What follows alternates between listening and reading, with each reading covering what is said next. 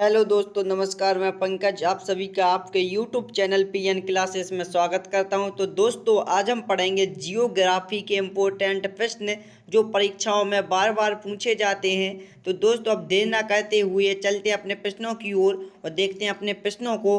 तो पहला प्रश्न दिया गया है दोस्तों, सूर्य के चारों ओर परिक्रमा करने वाले खगोलीय पिंड क्या कहलाते हैं? तो इसका सही आंसर हो जाएगा दोस्तों ऑप्शन नंबर फर्स्ट, ग्रह। अब अगला प्रश्न है, ग्रहों की गति का नियम किसने प्रतिपादित किया? तो इसका सही आंसर है ऑप्शन नंबर सी, केपलर ने। अब अगला प्रश्न है, तो अगला प्रश्न है दोस्तों, सौरमंडल में कुल कितने ग्रह हैं? तो इसका सही आंसर हो जाएगा दोस्तों ऑप्शन नंबर बी, 8 ग्रह हैं। अपने सौरमंडल में 8 ग्रह हैं। अब अगला प्रश्न है, सूर्य से बढ़ती दूरी के अनुसार ग्रहों का सही क्रम है? तो इसका सही आंसर हो जाएगा दोस्तों ऑप्शन नंबर डी, बुध, शुक्र, पृथ्वी, मंगल ग्रह। ये सूर्य से बढ़ती दूरी के अनुसार ग्रहों का सही क्रम है। अब अगला प्रश्न देखते हैं। तो अगला प्रश्न है, सबसे चमकीला ग्रह है। तो भाइयों, सबसे चमकीला ग्रह कौन सा है? तो इसका सही आंसर हो जाएगा दोस्तों ऑप्शन नंबर बी, शुक्र सबसे चमकीला ग्रह है। अब अगला प्रश्न है, सूर्य से सबसे दूर स्थित ग्रह है। सूर्य से सबसे दूर स्थित ग्रह है, तो इसका सही आंसर हो जाएगा ऑप्शन नंबर बी, नेपच्यून। अब अगला प्रश्न देखते हैं। तो अगला प्रश्न है, निम्नलिखित में सबसे गर्म ग्रह है। तो दोस्तों, गर्म ग्रह है अपना, तो इसका सही आंसर हो जाएगा ऑप्शन नंबर डी, बुध। बुध सबसे गर्म ग्रह है। अब अगला प्रश्न है, सूर्य के धरातल का तापमान लगभग कितना होता है? तो इसका सही आंसर हो जाएगा दोस्तों option number C, 6000 degree Celsius. अब अगला प्रश्न देखते हैं। तो अगला प्रश्न है, सूर्य के धरातल का तापमान लगभग कितना होता है? तो इसका सही आंसर है दोस्तों option number C, 6000 degree Celsius. ये दोस्तों दोबारा रिपीट हो गया है एक प्रश्न। अब अगला प्रश्न देखते हैं। तो अगला प्रश्न है, सूर्य के संगठन में सहायक गैस है। तो सूर्य के संगठन में सहायक गैस कौन सी है दोस्तों? तो इसका सही आंसर हो जाएगा ऑप्शन नंबर डी, हीलियम एवं हाइड्रोजन। अब अगला प्रश्न देखते हैं। तो अगला प्रश्न है, बिना उपग्रह वाले ग्रह हैं।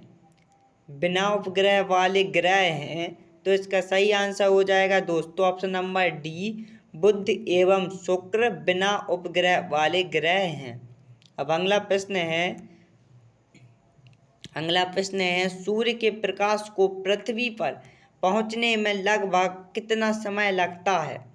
तो इसका सही आंसर हो जाएगा दोस्तों ऑप्शन नंबर ए, 8 मिनट लगता है।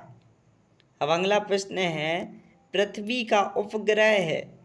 तो इसका सही आंसर हो जाएगा दोस्तों ऑप्शन नंबर बी, पृथ्वी का उपग्रह चंद्रमा है। अब अगला प्रश्न है। तो अगला प्रश्न है दोस्तों, सी एफ ट्रांक्विलिटी कहाँ पर है? तो इसका सही आंसर हो जाएगा दोस्तों ऑप्शन नंबर डी, चंद्रमा पर ट्रांक्विलिटी स्थित है। अब अगला प्रश्न है, सौरमंडल में सबसे बड़ा ग्रह है। तो दोस्तों, सौरमंडल में सबसे बड़ा ग्रह कौन सा है? तो इसका सही आंसर हो जाएगा दोस्तों ऑप्शन नंबर सी, बृहस्पति सौरमंडल का सबसे बड़ा ग्रह है। अब अगला प्रश्न है, पृथ्वी के अतिरिक्त किस ग्रह पर वायुमंडल पाया जाता है? तो इसका सही आंसर हो जाएगा दोस्तों ऑप्शन नंबर बी, मंगल ग्रह। अब अगला प्रश्न है, किस ग्रह को भोर का तारा कहा जाता है? भोर का तारा किस ग्रह को कहा जाता है? तो दोस्तों, इसका सही आंसर हो जाएगा ऑप्शन नंबर सी, शुक्र ग्रह को।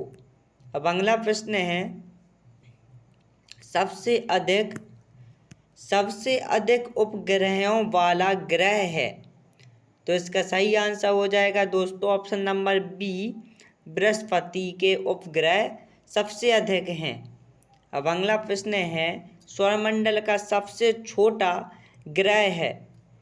तो इसका सही आंसर हो जाएगा दोस्तों ऑप्शन नंबर सी, बुध सौरमंडल का सबसे छोटा ग्रह है।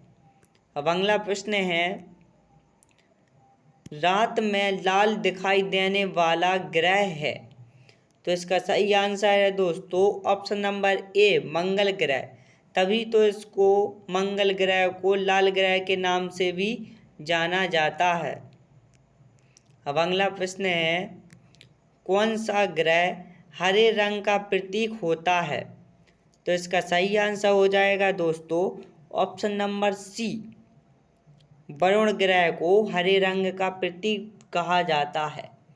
अब अगला प्रश्न है, नीला ग्रह के नाम से किसे जाना जाता है? नीला ग्रह के नाम से किसे जाना जाता है? तो दोस्तों इसका सही आंसर है दोस्तों ऑप्शन नंबर बी, पृथ्वी को। पृथ्वी को नीला ग्रह के नाम से जाना जाता है। अब अगला प्रश्न है, सूर्य से पृथ्वी की दूरी कितनी है? सूर्य से पृथ्वी की दूरी कितनी है? तो इसका सही आंसर हो जाएगा दोस्तों option number A, 149 million kilometre. अब अगला प्रश्न देखते हैं। तो अगला प्रश्न दिया गया है दोस्तों, पृथ्वी पर दिन रात की अवधि कहाँ समान होती है? तो इसका सही आंसर हो जाएगा दोस्तों ऑप्शन नंबर ए, भूमध्य रेखा पर।